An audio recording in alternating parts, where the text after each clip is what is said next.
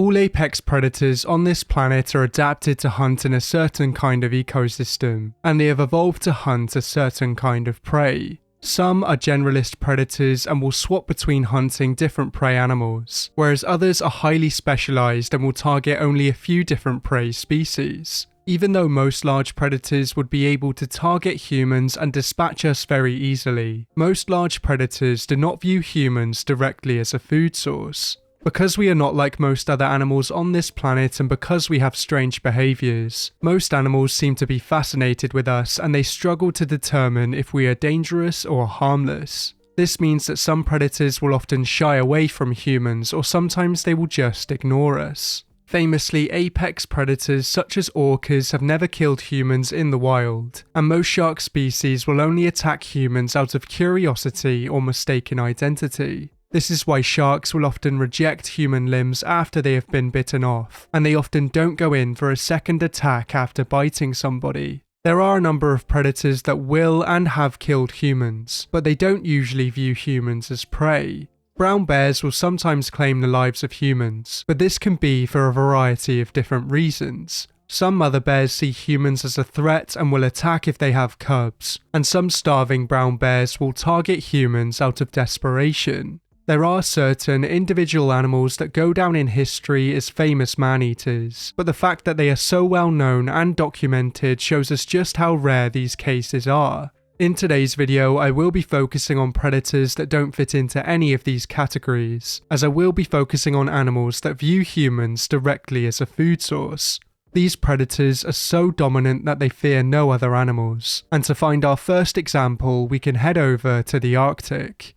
The polar bear is the largest extant bear and it's also the largest land predator. It's closely related to the brown bear and it can even interbreed with them, but of course it is much larger and far more dangerous. The largest ever recorded polar bear was shot in Alaska in 1960 and it weighed in at just over a ton. Polar bears live mostly on the land and on the ice, and for this reason and because they depend on marine ecosystems, they are considered marine mammals.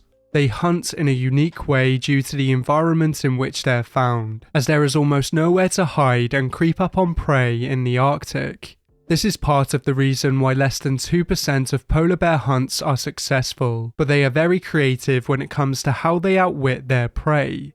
They will sneak up on their prey both on the land, on the ice, and in the water, and this is despite the fact that the majority of their prey is faster in the water. Polar bears are hyper-carnivores and they will feed on a wide variety of mammals. They are the most carnivorous species of bear, and they mostly target pinnipeds, cetaceans, and sometimes land mammals. They will also scavenge large carcasses, and their strong sense of smell means that they can find dead animals very easily.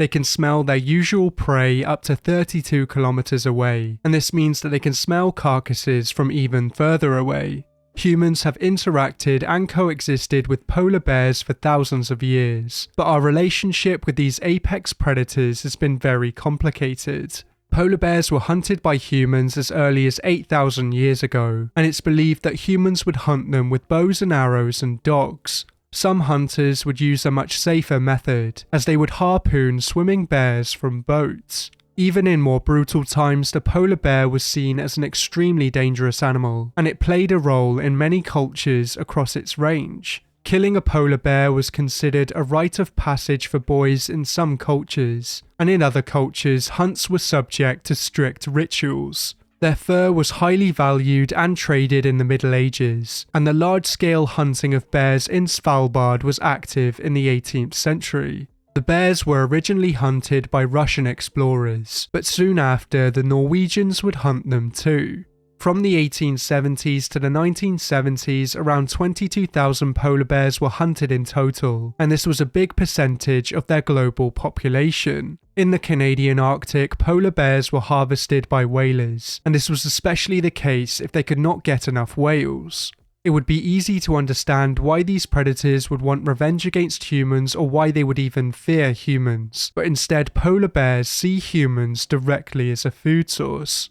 Most conflicts arise when the sea ice melts, and when bears start moving into human-inhabited areas in search of food. In certain parts of the world, the bears are shot when they enter towns, but in places such as Churchill, they have polar bear jails for nuisance bears, and the bears are held here until the sea ice freezes. Unfortunately, like many other human-wildlife conflicts around the world, climate change exacerbates the problem, and one of the worst examples of this occurred in 2019. Over 50 polar bears swarmed a small town on a Russian archipelago, and this led to the local authorities declaring a state of emergency. Thankfully, because of awareness and monitoring, attacks on humans are still relatively rare, but there have been a few famous cases over the years. From 1870 to 2014, there were an estimated 73 attacks on humans, which tragically led to 20 deaths. The majority of fatal attacks were carried out by hungry male bears, and they mostly occurred around human settlements.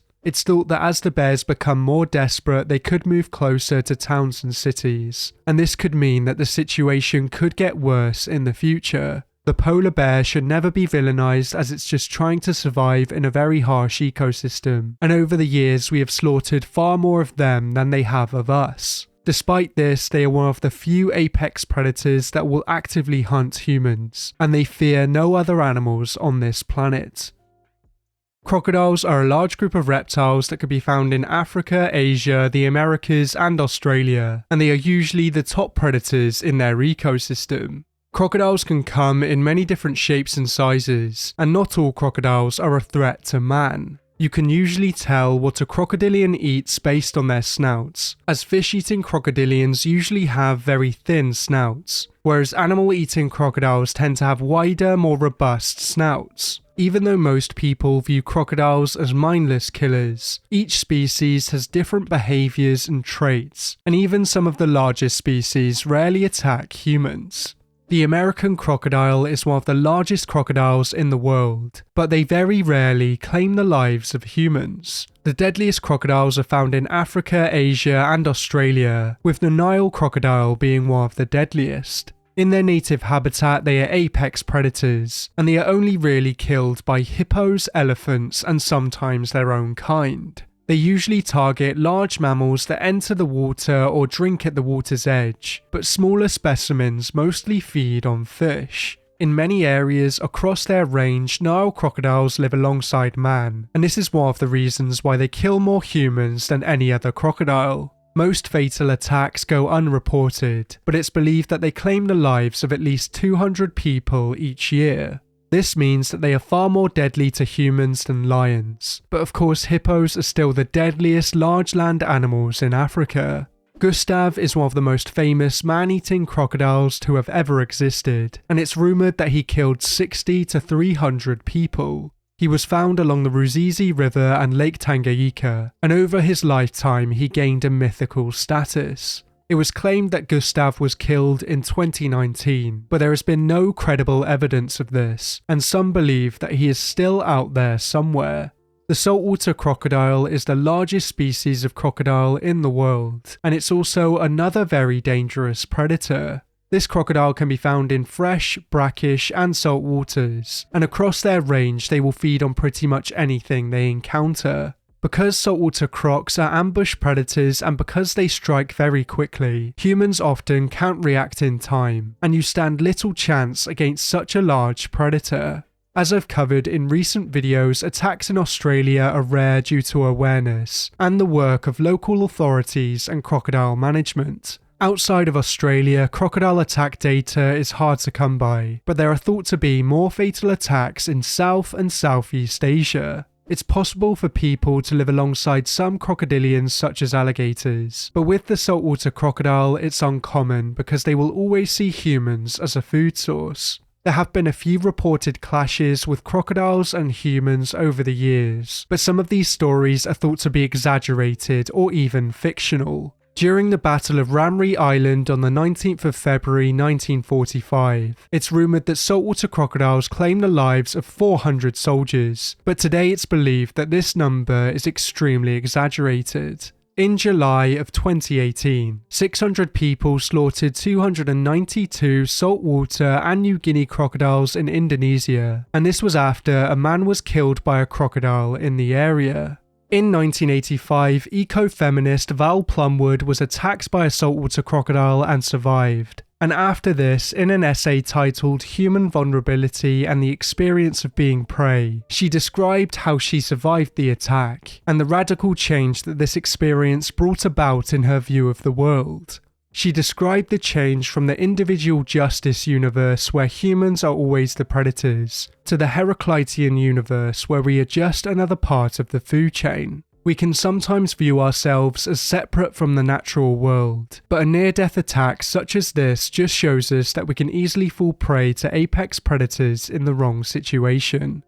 Big cats have little to fear in their native habitat, but of course some cats are deadlier than others. Some big cats are not a threat to humans unless they have been cornered or threatened, such as snow leopards, and some will only attack weak or smaller individuals. Historically, fatal cat attacks on humans were more common, and one of the worst affected areas in the world was India. India has quite a few cat species, with some of the most dangerous cats being leopards, lions and tigers. Between the years 1875 and 1912, it's estimated that almost 12,000 people were killed by leopards on the Indian subcontinent, but of course these numbers are a lot smaller nowadays. Most modern day attacks are due to human-wildlife conflict, and as more of their habitat is used for livestock and human settlements, it could remain an issue for many years to come. Over the centuries, there have been a few famous man-eaters, and some of these cats were believed to have had hundreds of victims.